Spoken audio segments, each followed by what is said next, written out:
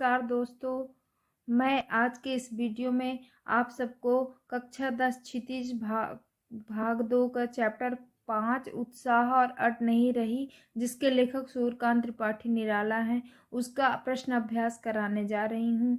तो देखिए दोस्तों, पहला प्रश्न है, कभी बादल से फुहार रिमझिम या बरसने के स्थान पर गरजने के लिए क्यों कहता है? तो उत्तर है, कवि ने बादल से फुहार रिमझिम या बरसने के लिए नहीं कहता। कभी ये बादल से ये नहीं बोलता कि तुम पानी बरसो, फुहारे लाओ। कभी कहता है कि तुम यहाँ पे, कवि ने कहा है कि तुम गरजो, क्योंकि गरजना विद्रोह का प्रतीक है।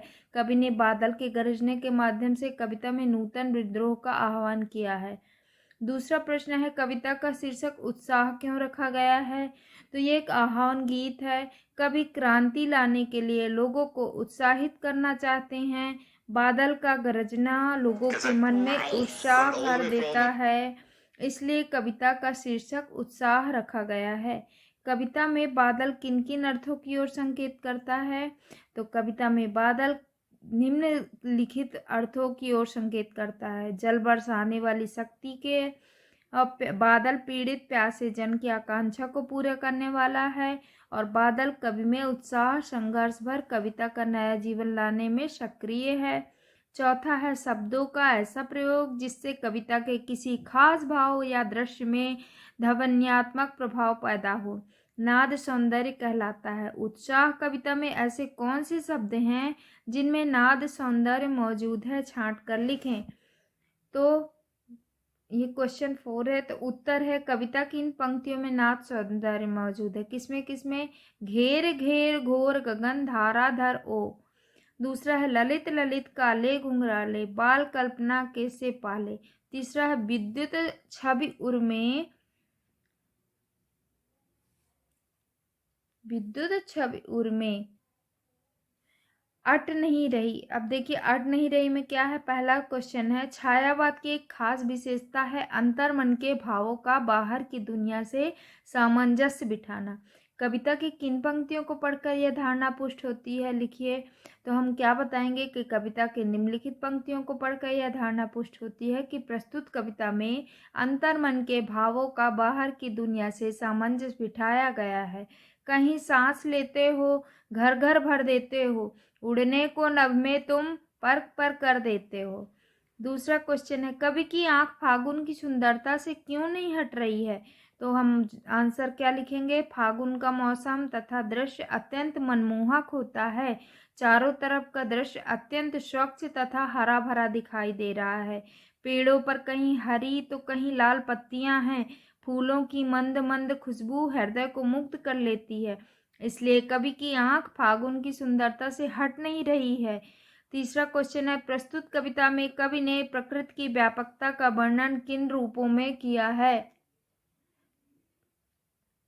तो हम आंसर देंगे कि प्रस्तुत कविता में अट नहीं रही, प्रस्तुत कविता में अट नहीं रही है में कवि सूर्यकांत त्रिपाठी निराला जी ने फागुन के सर्वव्यापक सौंदर्य और मादक रूप के प्रभाव को दर्शाया है। पेड़ पौधे नए नए पत्तों, फल और फूलों से अटे पड़े हैं। हवा में सुगंधित हो उठी है। प्रकृति के कड़कड़ में सौंदर्य भर गया है। खेत खलिहानों, बाग बगीचों, जीव जंतुओं, पशु पक्षियों एवं चौक चौबारों में फागुन का उल्लास सहज ही दिखता है। चौथा है, फागुन में ऐसा क्यों होता है जो बाकी ऋतुओं से भिन्न होता है?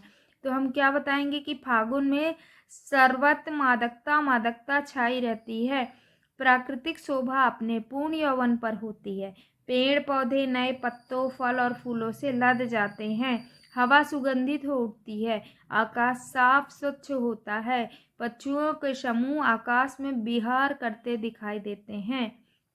बाग बगीचे और पक्षियों में उल्लास भर जाता है। इस तरह फागुन का सौंदर्य बाकी ऋतुओं से भिन्न है। फिर कवि ने कहा है, पांचवा है, इन कविताओं के आधार पर निराला काव्य शिल्प की विशेषताएं बतलाएं। तो क्या बतलाएंगे?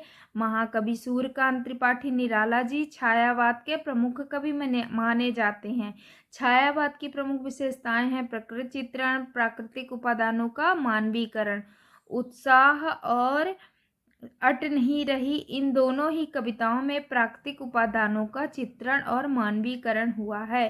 काव्य के दो पक्ष हुआ करते हैं, अनुभूति पक्ष और अभिव्यक्ति पक्ष, अर्थात भाव पक्ष और शिल्प पक्ष। इस दृष्टि से दोनों कविताएं सराहनीय हैं। छायावाद की अन्य विशेषताएं जैसे गेयता, प्रवाहमयता, अलंकार योजना और संगीतात्मकता आदि भी विद्यमान हैं।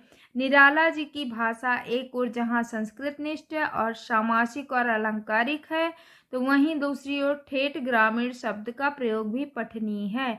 अंतुकांत शैली में रचित कविताओं में क्रांति का स्वर, मादकता एवं मोहकता भरी है। भाषा सहज, सरल, सहज, सुबोध और प्रवाहमयी है। अभ्यास समाप्त हुआ।